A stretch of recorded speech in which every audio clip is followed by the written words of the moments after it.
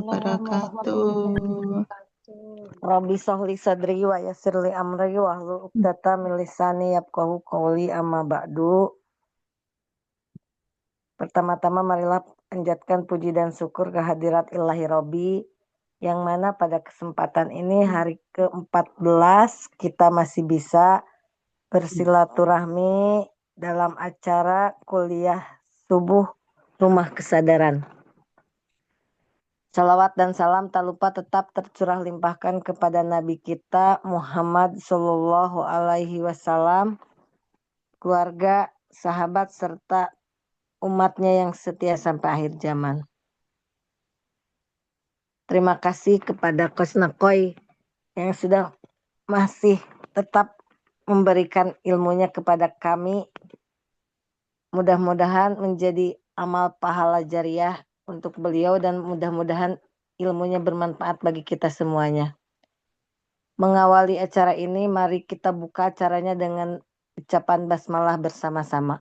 Bismillahirrahmanirrahim. Dan untuk acara selanjutnya pembacaan buku Ramadan hari ke-14 insya Allah akan dibacakan oleh Mbak Joplo, kepadanya dipersilahkan. Alhamdulillah. Baik. Assalamualaikum warahmatullahi wabarakatuh. Waalaikumsalam warahmatullahi wabarakatuh. Alhamdulillah, di hari yang ke-14 ini di Ramadan 1447 Ramadan of Awareness 30 latihan harian mengaktifkan diri menjadi manusia di atas rata. Tentunya yang hadir dalam pagi ini semua menjadi manusia di atas rata-rata. Amin. Hari ke-14. Perjanjian primordial. Suatu hari di Jakarta ada sebuah rumah terbakar. Namun di dalamnya ada 3 orang yang terjebak. 1 orang kakek dan 2 orang pemuda. Ternyata di antara 2 pemuda tersebut ada salah satu yang tertidur dalam pulas. Ketika api semakin mendekati mereka, pemuda yang sudah bangun berusaha menolong sahabatnya. Ia angkat badan temannya. Ia coba keluarkan lewat jendela, namun gagal. Badannya terlalu besar. Namun ia tidak menyerah. Ia coba lagi melalui pintu, namun api sudah besar menghadang. Sambil mencari solusi, badan temannya masih di atas.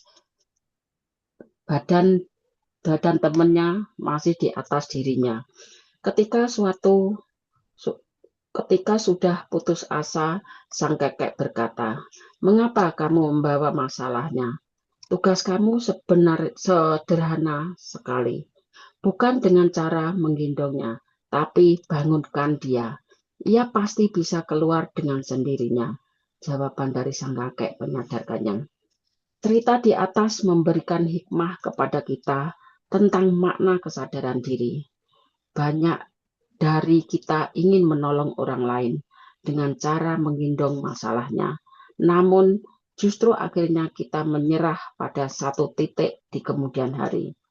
Sering jika kita melihat saudara, keluarga, teman sepermainan, dan tetangga yang badannya belum berubah, ada keinginan untuk mengubah mereka.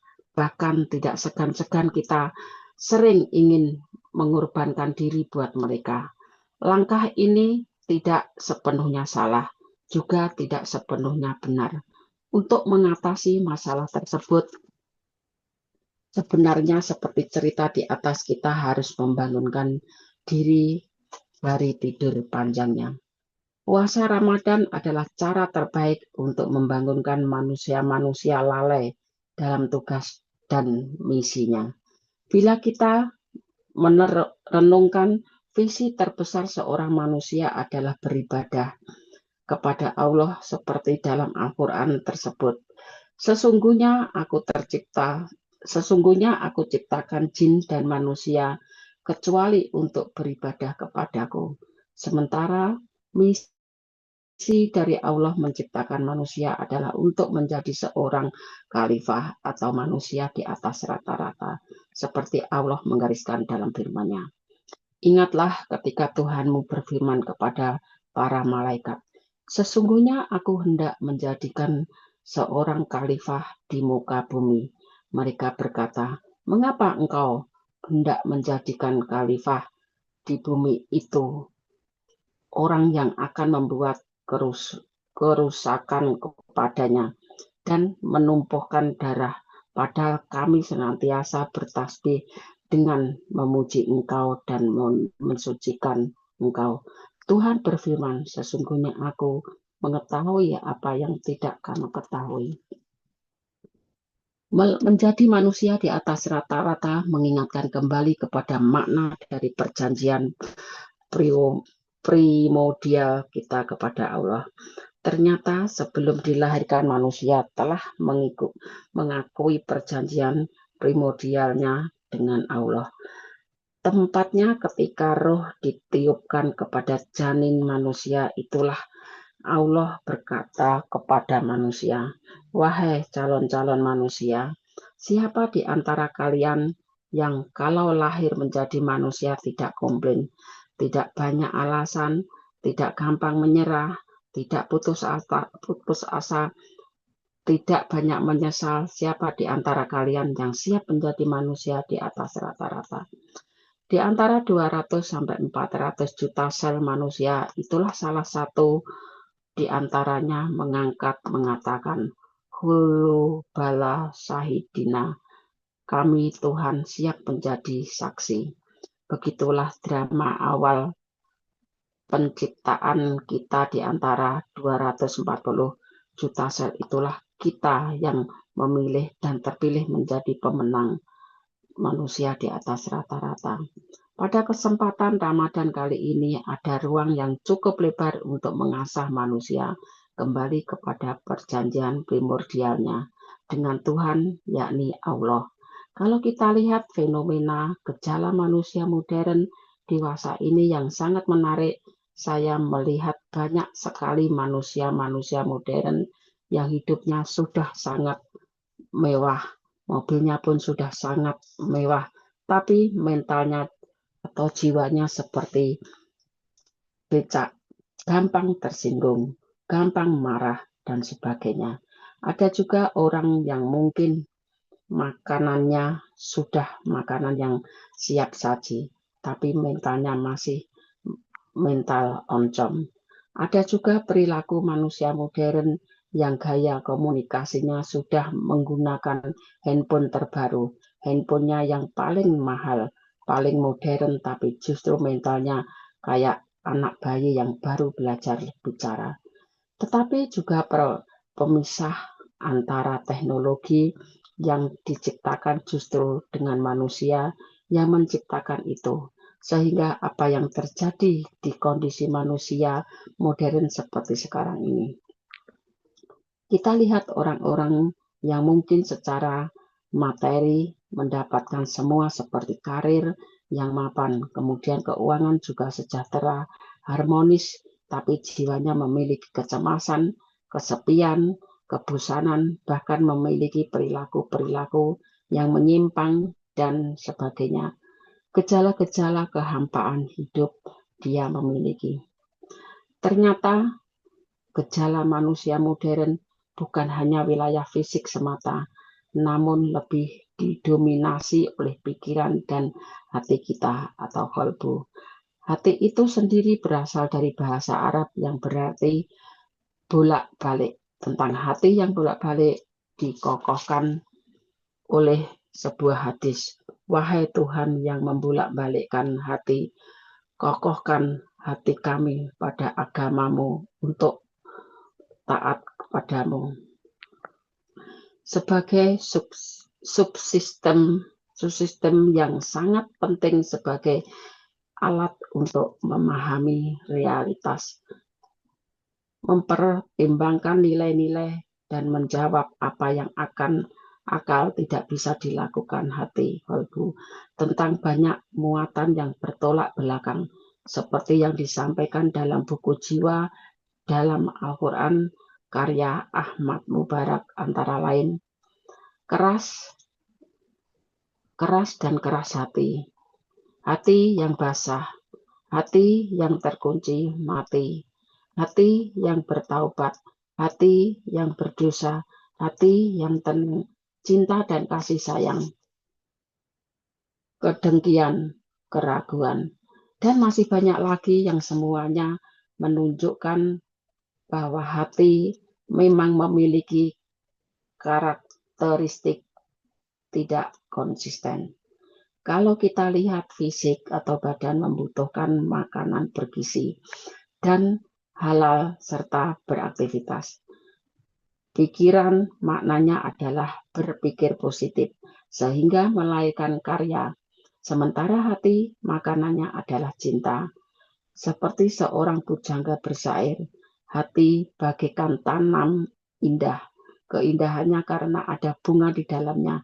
Mari kita coba bayangkan seandainya hati ini tanpa cinta, maka bagai tanam tidak indah tanpa bunga tentunya. Di bulan puasa ini kehampaan hidup kita pelan-pelan kita buang dan kita ubah dengan hidup yang penuh makna. Kembali lagi menemukan perjanjian primordial kita. Seperti yang saya sampaikan di muka Hulu Bala Saidina. Kita semua menjadi saksi bahwa Allah adalah Tuhan kita sebelum kita dilahirkan. Orang-orang yang memiliki kehampaan hidup adalah mereka yang melupakan perjanjian primordial. Itu hadis Nabi berbunyi,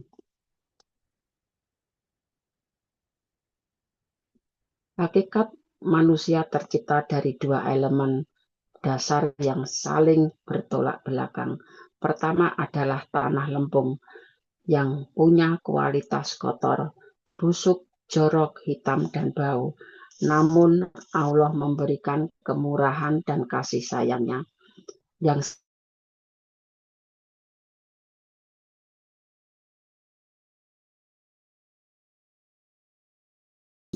ia tersimpan di dalam belenggu-belenggu badan ini. Roh yang suci itu menjadi bagian terpenting dari manusia dalam kehidupan realitas sekarang ini. Jika kita sering melihat orang-orang yang sering menyakiti dirinya, sesamanya, bahkan sampai kepada perusakan alam semesta ini, maka mereka sebenarnya sedang dikuasai oleh kualitas tanah liat. Seperti dalam Quran, jika manusia dikuasai oleh kualitas tanah liat, maka ia bisa jahat melebihi binatang.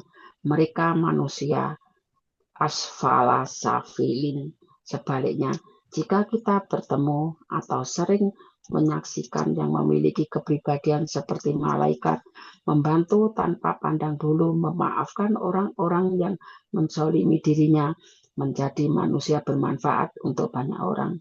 Saya akan membahas satu istilah bahwa kita adalah makhluk spiritual yang kemudian karena kebaikan Tuhan kita dilengkapi oleh kemampuannya, intelektualitasnya, kemampuan fisikalitas, kemampuan emosional, kemampuan tahan banting, dan mungkin saja kemampuan-kemampuan yang lain. Berarti sejak awal kita makhluk yang dekat dengan kebaikan. Makhluk yang dekat sekali dengan kebaikan Allah memberikan kita kelebihan lain. Apakah itu kecerdasan fisik, kecerdasan intelektual, kecerdasan emosi, dan sebagainya. Yang berfungsi sebagai pelengkap, namun kita manusia sejatinya adalah makhluk spiritual. Saya punya sebuah teka-teki. Anda akan memilih A atau B terhadap pilihan A. Kita adalah makhluk spiritual yang sedang mendiami badan kasar, atau B, kita adalah makhluk kasar yang sedang belajar spiritual. Apakah pilihan A atau B yang Anda pilih? Ternyata setelah saya merenung pilihan yang saya buat, jawabannya kita adalah makhluk spiritual yang sedang mendiami badan kasar. Saya punya cerita menarik tentang pernyataan ini. Suatu hari, sekelompok pemimpin dari negara-negara ateis sedang berkunjung ke Cina.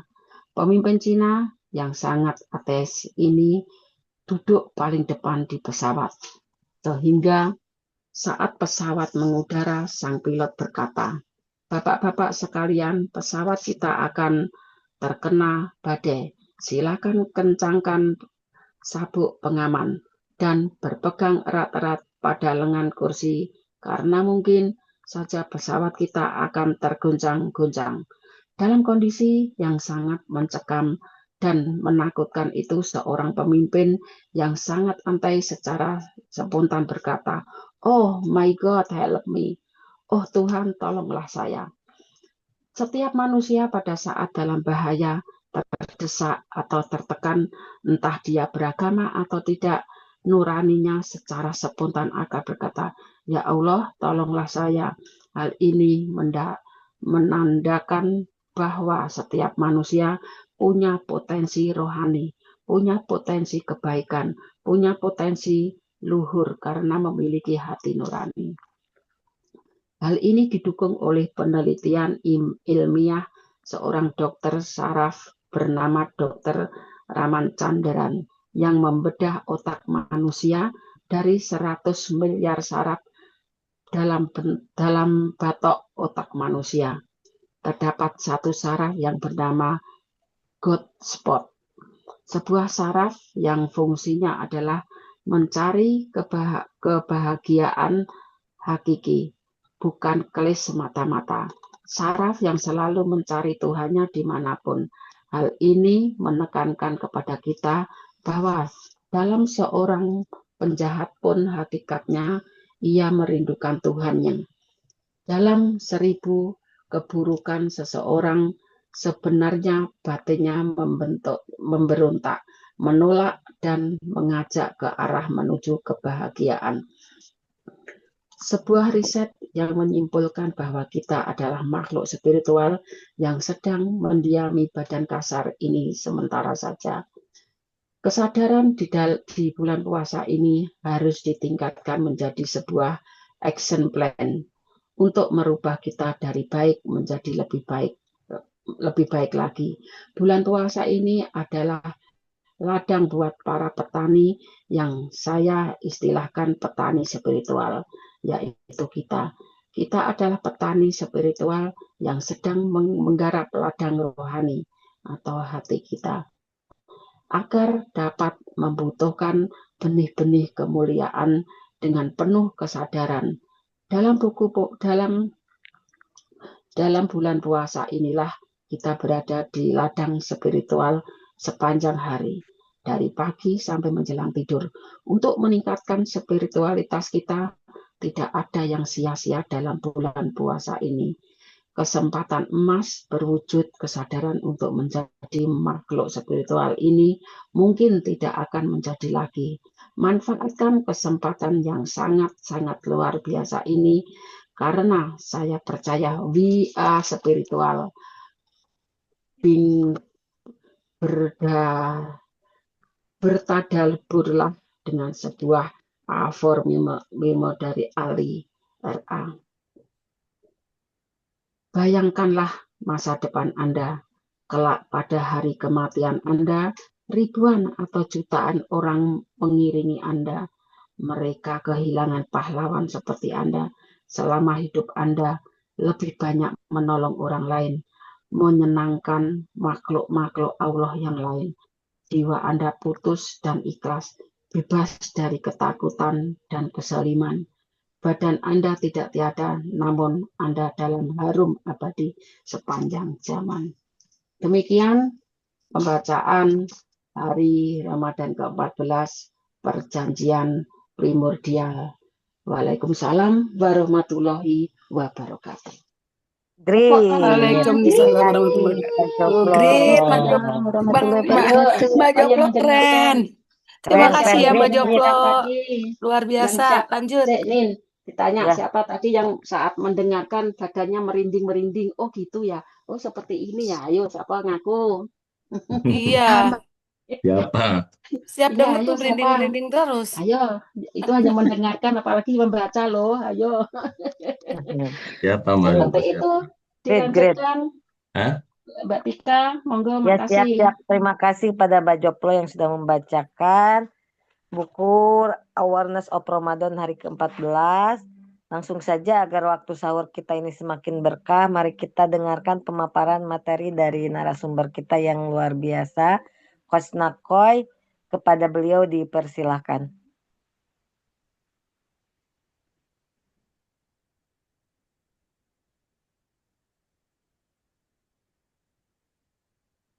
Ya. Ada sambutan nggak tuh? Nin atau Selamat? Atau langsung?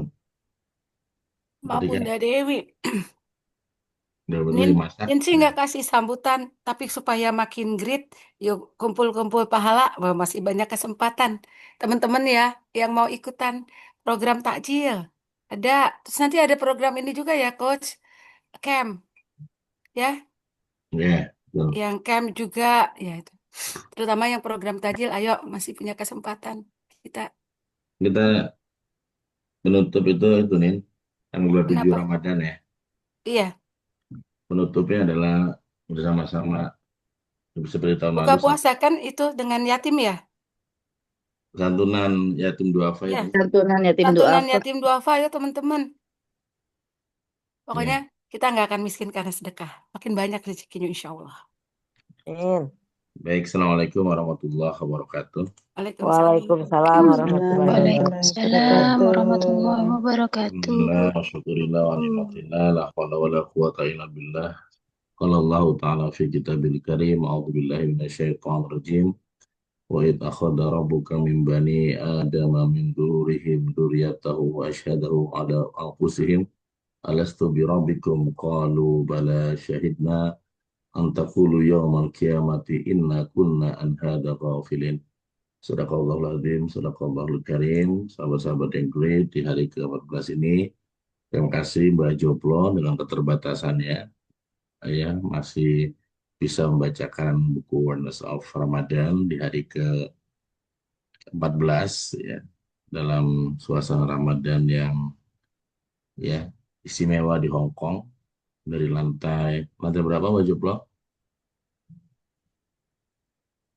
Ya, teman-teman yang great, sahabat hebat, si kita Bu Tika di Tasik, ya ada Bunda Dewi, Nindeni, dan teman-teman semua, Mas Beki yang lagi beli sayur, ya untuk sahur, ya, dan semua teman-teman yang great, sahabat hebat, teman-teman yang great, ada Bu Darti juga di Hong Kong ya, di Hong Kong banyak nih Mbak Bu Jasmine, ada juga mahasiswinya Bunda Dewi yang rajin, ya, dapetin kuliah tambahan ya di setiap jam 3 pagi. Kemudian teman-teman kepala madrasah, kepala aliyah, ya Bu Haji Ais, kemudian ada Manfaat ya, Pak Haji Asep, Mbak Didim, Bu Julia, dan semua sahabat-sahabat yang great. Di agenda Nako Center sendiri, memang hari ini kita selesai kegiatan untuk PKBM, Nako School, anak-anak paket A, B, dan C, dan insya Allah hari Sabtu dan Minggu kita bertemu dengan Leader Future Indonesia ya, anak-anak OSIS ataupun organisasi di Aliyah dan juga di Sanawiyah bergabung menginap di An-Nakoya ya. Nakoya ini pesantren yang diambil dari nama Nakoy, anak atau An-Nukoya. Nakoya atau Nukoya itu juga bermakna adalah tazkiyatun nafas ya, atau fitrah atau suci, teman-teman yang great, sahabat hebat. Di kuliah sahur pada hari ini tentu saja kita diingatkan kembali bahwa ada perjanjian yang sangat lampau, di mana perjanjian ini kita pun pasti lupa ya, karena bukan lagi terjadi dalam alam sadar, tapi dalam alam ruh yang tadi Allah ya meniupkan atau memberikan satu peringatan kepada kita bahwa kita ini adalah memiliki janji yang sangat istimewa, dan janji itu adalah kepada Allah. Quran misalkan menyebutkan bahwa ya kita semua diingatkan kembali untuk utama cucu Nabi Adam ya.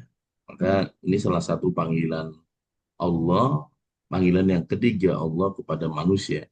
Selain Basarun, kemudian Nas atau Al-Insan, panggilan yang ketiga Allah kepada manusia adalah Bani Adam.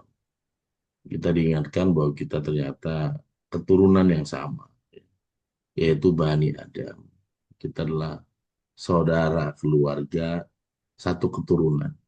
Maka jangan kaget kalau habis Lebaran akan banyak halal bihalal atas nama Bani, ya. Ada Bani, ya. Ada Bani Ahmad, ya. Ada Bani siapa ya, Bu Ajais, ya. Ada keluarga besar kumpul halal bihalal itu Bani itu adalah meniru atau mempelajari apa yang Allah panggil dari kita kepada, ya, dipanggil oleh Allah. Wa id akhadha rabbuka min bani adama min dzurriyyahim dzurriyyatahum wa asyhadahum ala anfusihim alastu birabbikum qalu bala syahidna. Jadi Allah mengingatkan kepada kita sebagai Bani Adam bahwa kita ini pernah, ya, ada satu masa di mana kemudian masa alam ruh Allah bertanya, ya, alastu birabbikum qalu bala syahidna. Dan ternyata ini semua dikuatkan dengan ilmiah atau secara kedokteran. Ada ditemukan dalam rahim atau janin atau ibu kita itu ada hampir 200 juta, ya, calon manusia yang berjuang untuk menjadi the leader, ya, atau pemenang. Dan 200 juta itu kemudian, ya, satu orang yang berhasil pada tanggal 12 Agustus yaitu Nanang Qasim Yusuf, ya. Mungkin tanggal 5 April, ya, ada Anda dan sebagainya, ya. Coba silakan ditulis di chat ini. Saya ulangi lagi, ya. Barangkali ada yang ulang tahun, ya. Pada tanggal 12 Agustus lahir Nanang Qasim Yusuf. Mungkin tulisnya tanggalnya, tahun juga nggak usah, nggak apa-apa, ya. Tanggalnya cukup di chat, ya. Pada tanggal berapa lagi, teman-teman? Pada tanggal-tanggal yang disebutkan itu, ya. Langsung tulis di chat Zoom aja. Di antara 200 juta calon pemimpin atau khalifah fil ardi ini, lahirlah Anda, ya, teman-teman Ingrid. Ada Pak Didim, ada Julia, ada, ya, Speki, ya, ada 9 September, ya, ada Neni, ada 19 Mei, ya. Pokoknya mau disebutkan, tulis aja di chat, ya. 19 Mei Mbak Joplo, Pak Didim, 18 Februari, ya, 21 Juni, Hasana, ada Tahunnya Asri. disembunyiin, soalnya kelihatan nanti ketulis tahun kolonial. Ya, jangan tulis tahun, ya. Jadi 29 Ini udah Agustus 60 tahun. Asria, ya. Dan kita semua teman-teman yang tulis, sahabat-sahabat hebat. Dan kenapa disebut primordial? Karena perjanjian ini kita pun begitu lampau, ya. 28 Juli, ada Bu Julia, ya. Ada Mistika 20 Desember, ya. Siapa lagi? Nah, ini menunjukkan kepada kita bahwa apa yang tadi Mbak Joblo sampaikan, we are spiritual being, ya. Kita adalah makhluk spiritual yang sedang mendiami badan kasar. Budarti, ya. Jasmine, ya. Jadi kita adalah makhluk spiritual yang sedang mendiami badan kasar, bukan makhluk kasar yang sedang belajar spiritual. Jadi itu adalah kuis tadi, ya, Mbak Jopro bilang, ya, yang bisa jawab nanti hadiahnya berangkat umroh langsung dari Madinah, ya. Amin, ya. Allahumma amin. Jadi ada kuisnya dari Mbak Joplo, apa apakah kita adalah makhluk spiritual yang sedang mendiami badan kasar, atau kita adalah makhluk kasar yang sedang belajar spiritual. Jadi ternyata dalam teori Seven Awareness, dalam bab keempat, Awareness of Soul, kita adalah makhluk spiritual yang sedang mendiami badan kasar. Jadi artinya hal ini menunjukkan bahwa ya kita adalah ya we are spiritual being. Kita adalah makhluk spiritual yang akan kembali akan kembali ke awal, ke asal kita, teman-teman yang great. Maka semua orang pasti merindukan spiritualitasnya sendiri. Orang Muslim terutama kita semua, suasana Ramadan seperti ini, sampai kapanpun kita akan merindukan suasana spiritual seperti ini. Bahkan tadi diceritakan ketika sekelompok pemimpin ateis ke Cina dan pesawat akan jatuh, langsung mulut mereka spontan, oh my God, help me. Tuhan, tolonglah kami. Ternyata spontan dalam situasi kepepet, manusia itu akhirnya ingat kembali siapa Tuhannya. Maka penting, kadang-kadang hidup ini the power of kepepet Karena kepepet itu adalah power yang membuat kita ingat lagi siapa jati diri kita. Bukan kemudian kalau dalam psikologi agama di kuliah waktu saya dosen psikologi di Paramadina dan di UIN, itu spiritualitas manusia itu bertumbuh dan berkembang sesuai dengan usianya. Jadi kalau barat itu semakin orang bertambah usia, semakin spiritual. Tapi teori Narco Center nggak seperti itu. Bisa jadi anak-anak kecil, anak-anak SD, anak-anak TK juga spiritual. Istilahnya kalau dalam dunia psikologi humanis dan psikologi transpersonal adalah indigo, anak-anak indigo child anak-anak indigo ini sebenarnya anak-anak yang memiliki kekuatan arif atau wisdom gitu.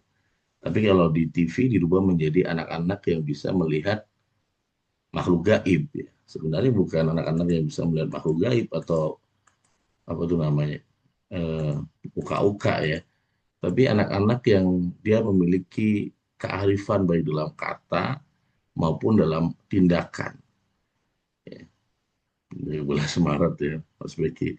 Jadi mungkin Anda pernah bertemu dengan ponakan atau anak yang usianya baru 5 tahun, tapi cara berpikirnya, cara ngomongnya itu sangat dewasa.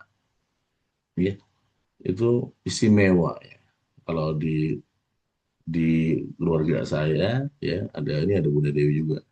Itu salah satunya Zelia. Zelia ini adiknya kembar yang sekarang lagi mondok di Bima Cirebon itu waktu dari SD udah beda Kadang-kadang ketika ngobrol di meja makan dia sudah ngomongnya juga sedikit berbeda.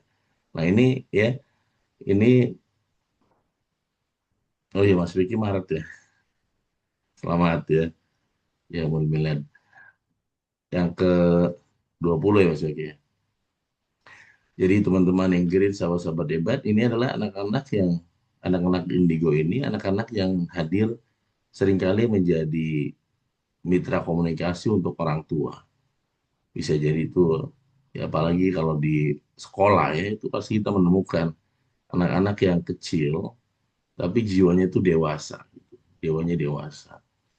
Nah ini menunjukkan bahwa kita adalah makhluk spiritual yang sedang mendiami badan kasar. Jadi badan kasar ini akan berakhir di usia 70, 80, 90 dan sebagainya. Tapi jiwa ini akan kembali kepada pemiliknya seperti firman-Nya Allah sampaikan ayat al-nafsul mutmainnah irji'i ila rabbiki radiyatan mardiyah fadkhuli fi ibadi wadkhuli jannati. Jadi Allah panggil lagi kita. Jadi panggil adalah jiwanya, baliklah ke sini Maka serupa dengan inna lillahi wa inna ilaihi rajiun. Rajiun, balik ya. Jadi kembali ke kampung halaman tercinta.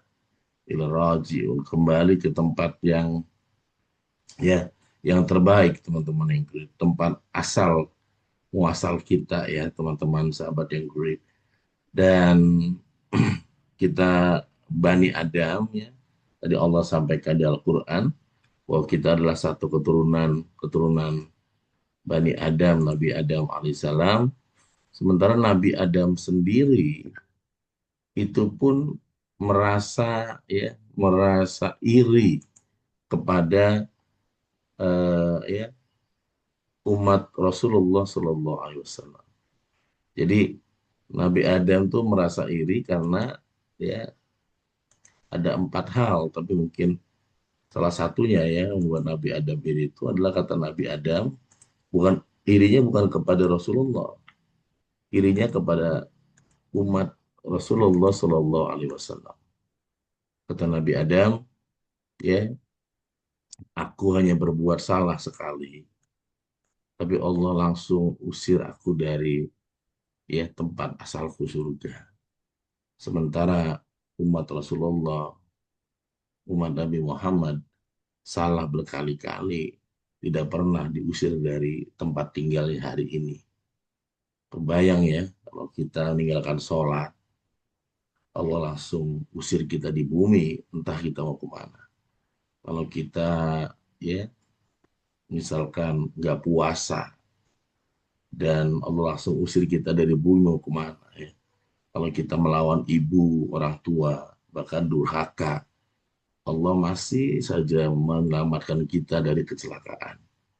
Kalau kita mengkhianati, ya Allah bahkan datang ke dukun dan ya selain Allah, Allah masih saja kasih kesempatan hambanya ini ketemu dengan keluarganya. Seandainya ya, jadi Nabi Adam tuh merasa umat Rasulullah aja sangat istimewa. Salah satunya tadi ya, jadi sekali saja berbuat salah melawan atau melanggar apa yang Allah larang, malah langsung yang namanya makhluk yang mulia diedifikasi di depan para malaikat, Nabi Adam langsung dikeluarkan dari langit menuju ke bumi ya. Sementara kita berkali-kali salah, bahkan kalau kita hitung berapa ribu kali kesalahan di hadapan Allah, kita masih saja bisa merasakan Ramadan pada hari ke-14. Ini bukan karena kita istimewa ya, tapi karena kita berada di zaman umat Rasulullah Shallallahu Alaihi Wasallam.